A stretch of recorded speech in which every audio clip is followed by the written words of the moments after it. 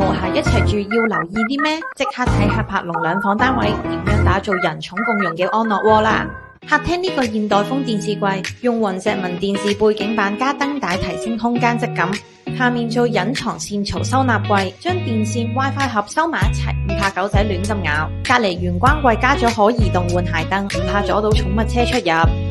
最正係呢個洞洞板可以掛狗拖帶，日常用品之餘，拉開後面仲係一塊全新鏡，出門口整理儀容超方便。我哋仲特登做咗一個寵物專區喺梳化隔離，等狗狗都有自己一間房，上面仲可以收納擺佢嘅零食，完美符合業主嘅養寵習慣。主人房我哋仲預留咗充足位置放狗狗樓梯，無論係打直定打橫放都冇問題。床頭仲有做層架加電掣位，瞓覺俾手機叉電超就手。細房做轉角書台加書櫃，打造一個安靜有歸屬感嘅溫書工作空間。想根據你嘅生活習慣同收納需要度身訂造解決方案，即刻 WhatsApp 我哋免費諮詢同報價啦！